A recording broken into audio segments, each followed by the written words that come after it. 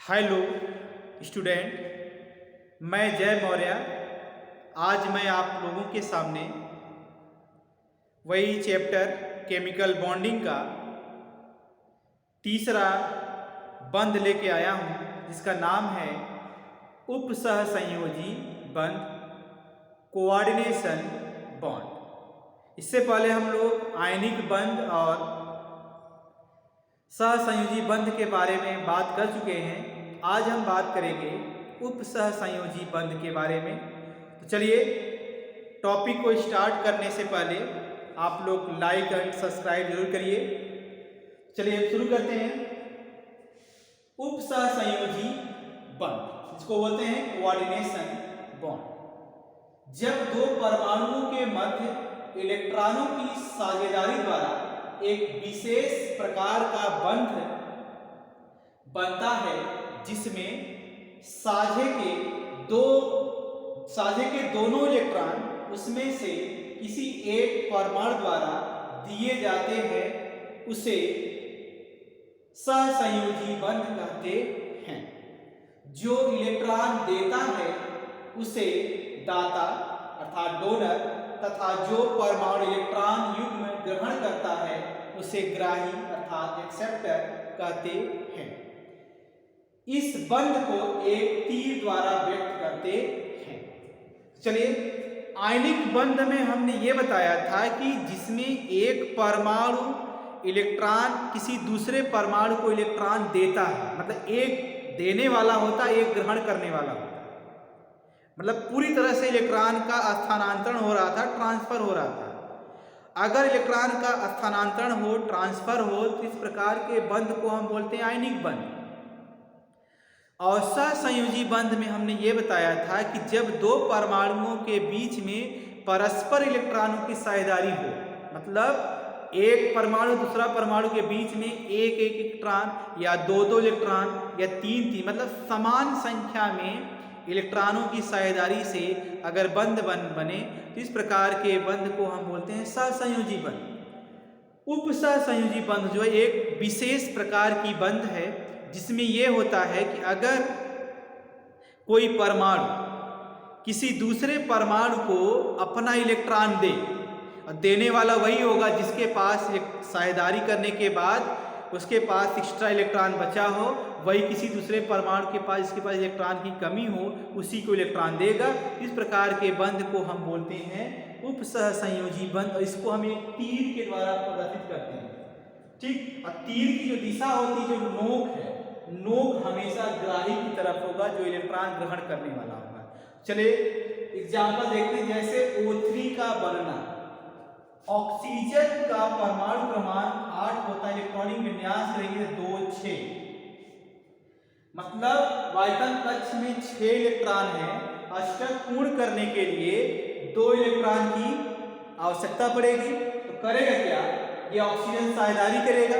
चलिए देखते हैं, 3 ऑक्सीजन है, पहले हम तीनों ऑक्सीजन को साथ में ऐसे रखें, प्लस हम थोड़ा सा नीचे लगा देंगे, कंबाइन करा दें। सभी ऑक्सीजन के वायतन कक्ष में 6 इलेक्ट्रॉन हैं, 1 2 3 4 5 6। हमेशा इलेक्ट्रॉन हम पेयर्ड में रखते हैं, युग्मन में रखते हैं, जोड़े में 2 2 4 1 5 1 6। इसमें भी 1 2 3 4 5 6। ठीक, 3 ऑक्सीजन है और तीनों ऑक्सीजन को अष्टक पूर्ण करने के लिए 2 इलेक्ट्रॉन चाहिए।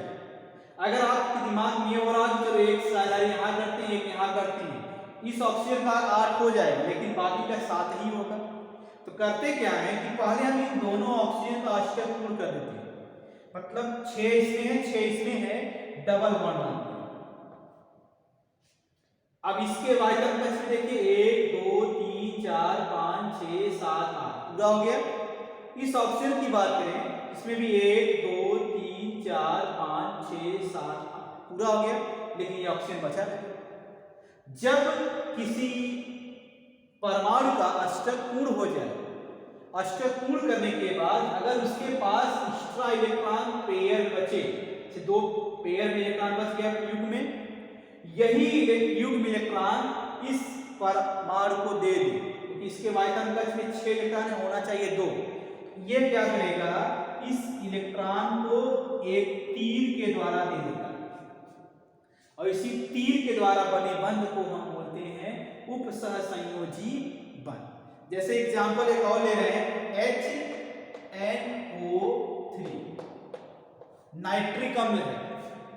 तो सबसे पहले जिसकी संख्या कम हो उसको आप केंद्र में कर दीजिए।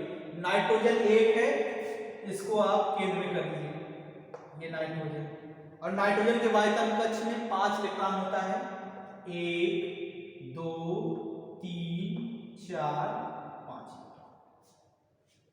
हाइड्रोजन कितना है, 1 है, एक हाइड्रोजन यहाँ पे कर दीजिए, हमेशा हाइड्रोजन किनारे पे ही रहेगा, 1 इलेक्ट्रॉन होता है।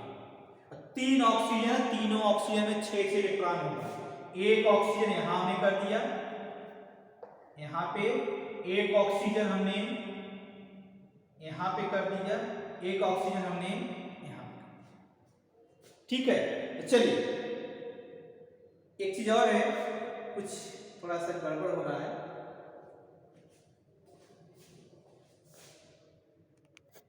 तो चलिए देखिए, नाइट्रोजन 1 है, एक नाइट्रोजन की है, कितने ऑक्सीजन है, 3 है। एक ऑक्सीजन हमने यहाँ किया, एक ऑक्सीजन यहाँ भी किया, एक ऑक्सीजन यहाँ। और हाइड्रोजन कितना, 1 है। हमेशा हाइड्रोजन किनारे भी करेंगे, हमने एक हाइड्रोजन यहाँ किया। हाइड्रोजन के वायतन कक्ष में 1 इलेक्ट्रॉन होता है, ठीक, और ऑक्सीजन के वायतन कक्ष में 6 होता है, 1 2 3 4 5 6। और नाइट्रोजन में कितने होते हैं, इसमें 5 होते हैं, 1 2 3 4। ऑक्सीजन कितने होते हैं, 6, 1 2 3 4 5 6। इसमें भी 1 2 3 4 5 6। पहले आप हाइड्रोजन को बैलेंस कर दीजिए, ये हो गया, 2 होना चाहिए, 2 हो गया। और ऑक्सीजन में देखिए कितना हो गया, 1 2 3 4 5 6 7 हो गया, एक कम है, एक हमने इसके साथ बना दिया, अब इसका 8 हो गया।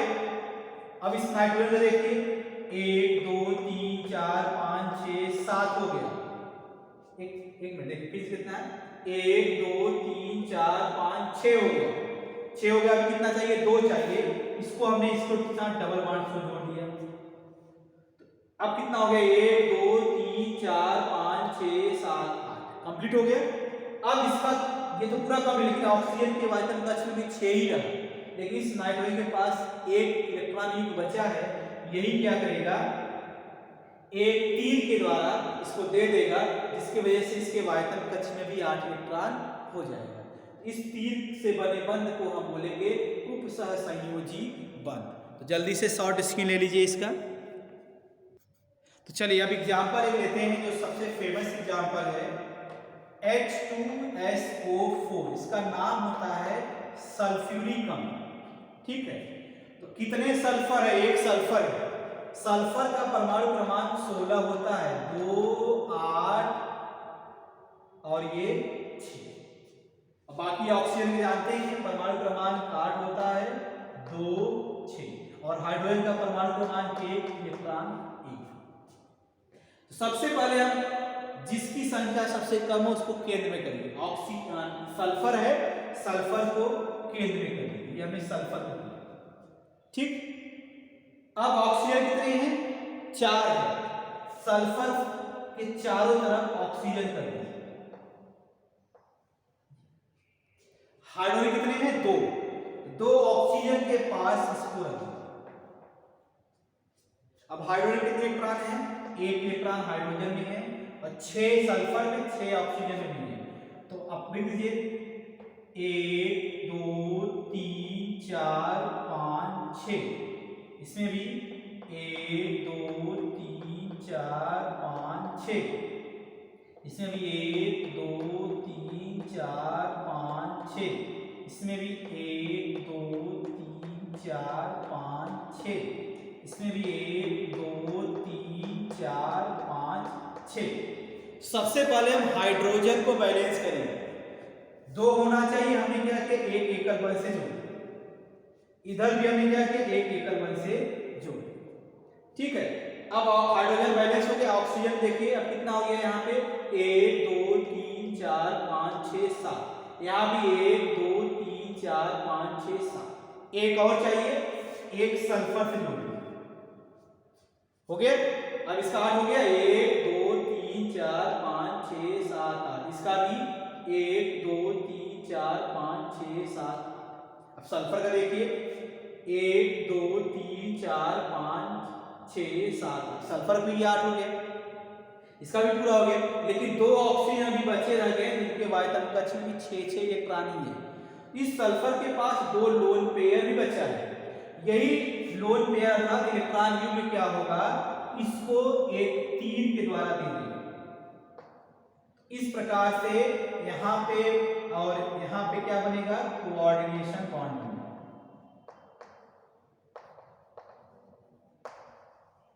और ये भी क्या होगा, कोऑर्डिनेशन।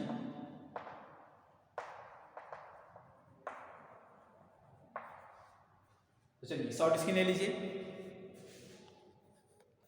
चलिए अब नेक्स्ट एग्जांपल है SO4 तो आप जानते हैं सल्फर और ऑक्सीजन जस्ट निकाले थे, दोनों के वायतन कक्ष में 6 इलेक्ट्रॉन होता है।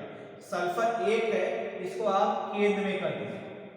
कितने ऑक्सीजन है, 4, तो इसके 4 तरफ कर दीजिए, 1 2 3 4 हो गया।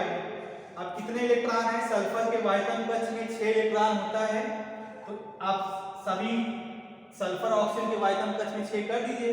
चलिए 1 2 3 4 5 6 हो। यहाँ भी 1 2 3 4 5 6, यहाँ भी 1 2 3 4 5 6, यहाँ भी 1 2 3 4 5 6, यहाँ भी 1 2 3 4 5 6। अब कितने माइनस चार्ज है, 2 माइनस चार्ज है। इस पे ऑक्सीजन पे, किसी 2 ऑक्सीजन पे माइनस चार्ज है। हमने एक माइनस चार्ज यहां कर दिया और एक माइनस चार्ज, ठीक है। अब इस ऑक्सीजन में कितने हो गए, 1 2 3 4 5 6, एक माइनस हो गया 7, यहां भी 1 2 3 4 5 6, एक माइनस 7। तो चलिए कैसे करेंगे, करिए कैसे करेंगे, थोड़ा सा दिमाग लगाइए आप लोग। आया समझ में? देखिए कुछ नहीं करना है, सबसे पहले आप क्या करिए कि जो जिस ऑक्सीजन माइनस चार्ज है ना, इसको बैलेंस करिए। आप इसमें भी देखेंगे 7 इलेक्ट्रॉन, इसमें भी 7 है, तो पहले क्या करिए, सल्फर के साथ एक एकल बंध जोड़िए। इस ऑक्सीजन की बात करेंगे, देखिए 1 2 3 4 5 6 7 और 1 8। इसकी बात करें 1 2 3 4 5 6 7, एक माइनस 7। सल्फर की बात करिए, सल्फर में 1 2 3 4 5 6 7 8, इसका भी पूरा हो गया। लेकिन 2 ऑक्सीजन अभी बचे रहते हैं, तो करेगा क्या, इसके पास 2 युग्मित इलेक्ट्रॉन है, यही क्या करेगा, इसको एक तीर के द्वारा दे। इसी प्रकार से इस जो ये बंध बनेगा, इस बंध को हम बोलेंगे उप सह संयोजी। ठीक है, तो चलिए बस आज यहीं तक, और ढेर सारे एग्जाम्पल आपके नोटबुक में, आपके बुक में होगा, वहाँ से करिएगा। तो चलिए बस यहीं तक मिलते हैं। लाइक करिए, सब्सक्राइब न किए हो तो आप सब्सक्राइब करिए ताकि आपके पास वीडियो सबसे पहले पहुँच सके। ओके, जय हिंद।